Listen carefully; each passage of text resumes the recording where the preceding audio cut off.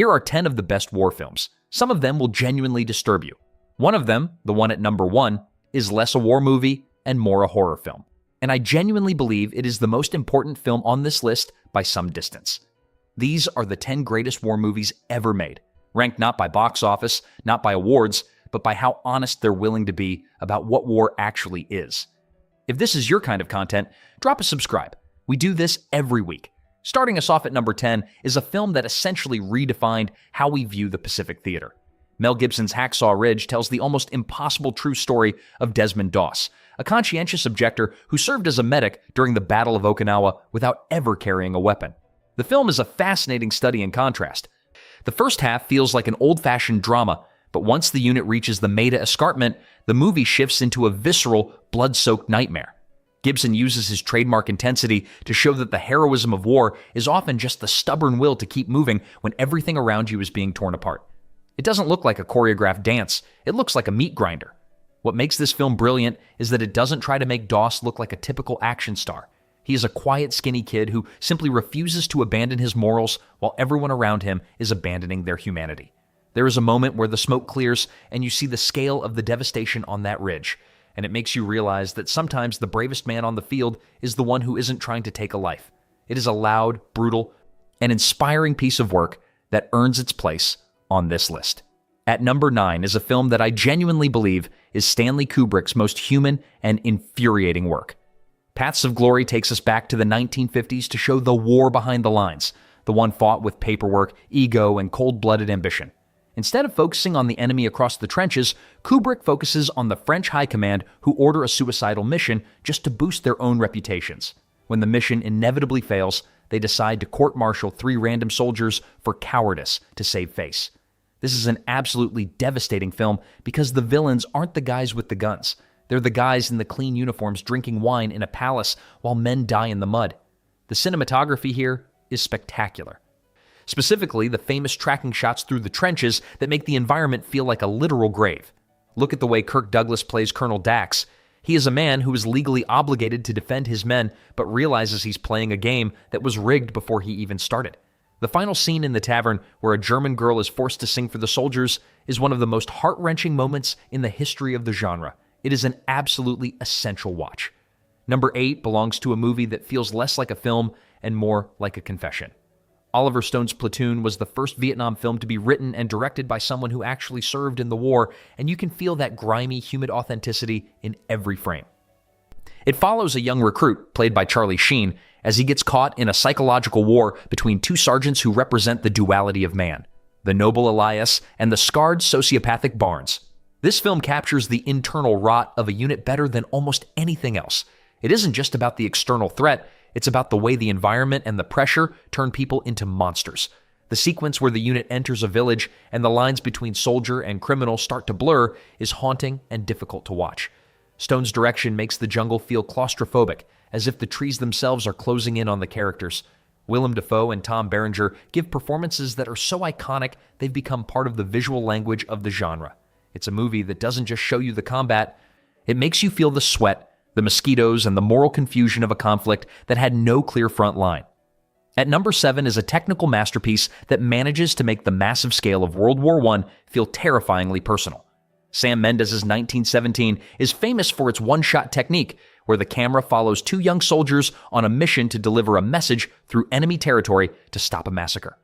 While some might see the one-shot as a gimmick, it's the only way to truly capture the exhaustion and the relentless forward momentum of that mission. The technical feat is nothing without the emotional weight behind it.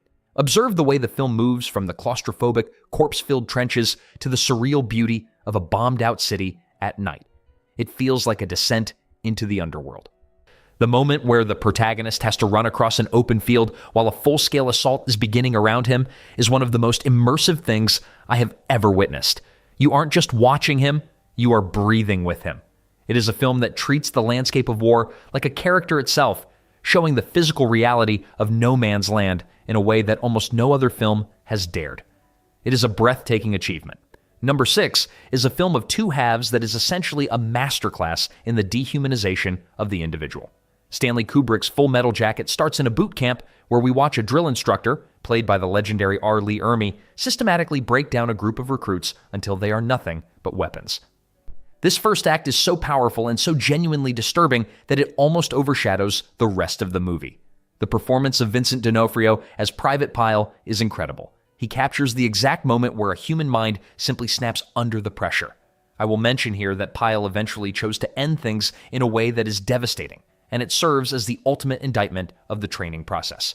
The second half of the film moves to Vietnam, specifically the urban combat in Hue City, and it becomes a cold, clinical look at what those broken men have become.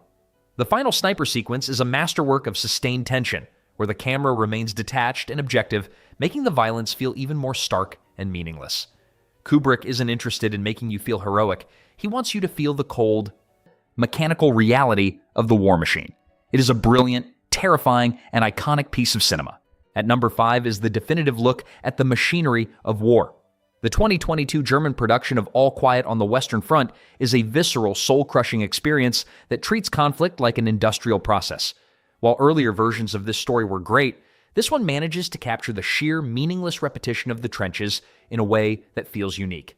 Look at the way the film opens. It follows a uniform from a fallen soldier as it's stripped, washed, mended, and handed to a new, smiling recruit who has no idea he's wearing a dead man's clothes.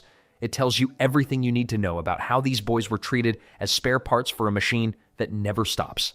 The sound design is incredible. The low, mechanical thrum of the tanks feels like a monster emerging from the fog. It's a film that strips away any lingering sense of adventure and replaces it with the cold, hard reality of the meat grinder. The final assault is a masterclass in tragic irony, showing that even when the ink is dry on a peace treaty, the killing doesn't just stop. It is a stunning, bleak, and necessary piece of filmmaking. Number 4 is The Thinking Man's War Movie, and it is easily one of the most beautiful films ever made. Terrence Malick's The Thin Red Line was released the same year as Saving Private Ryan, but it couldn't be more different. While other films focus on the tactics, this one focuses on the philosophy.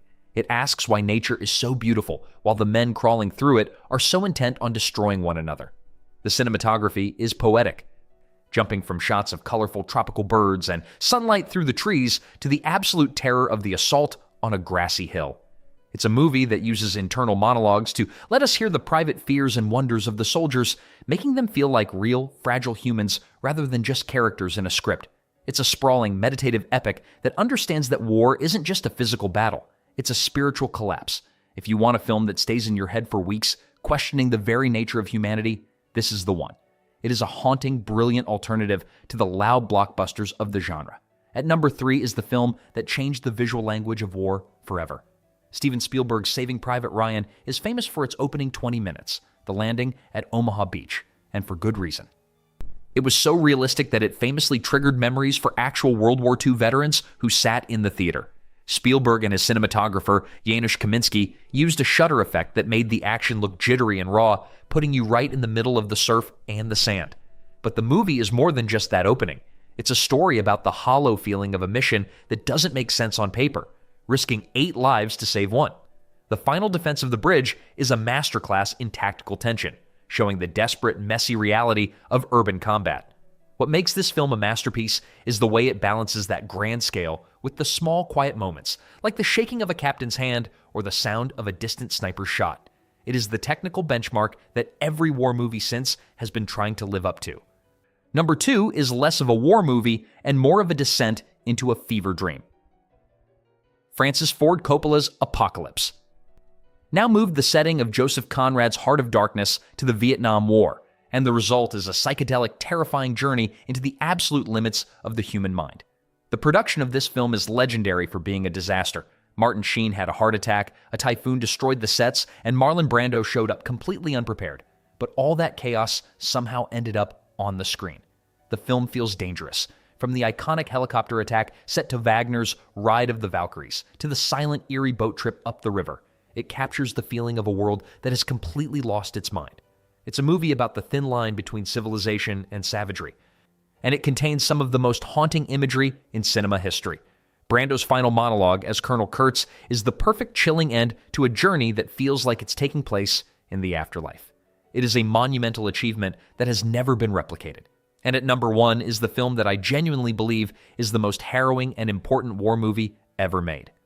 The 1985 Soviet masterpiece Come and See is a film that you don't just watch, you survive it. It follows a young boy in Belarus during the Nazi occupation as he witnesses the systematic destruction of his village and his people. While other movies might use action tropes, this one uses the language of a horror film. The director, L.M. Klimov, used live ammunition during filming to get genuine reactions from the cast. And the lead actor's physical transformation is one of the most disturbing things I have ever seen on screen. He starts the movie as a wide-eyed child and ends it looking like an 80-year-old man, with his face literally lined with the trauma of what he's seen. The sequence in the barn is one of the most soul-crushing moments in the history of the medium, but it's essential because it refuses to sanitize the reality of genocide. It is a masterpiece of absolute uncompromising truth. It is the definitive anti-war film because it makes the very idea of war feel like a sickness.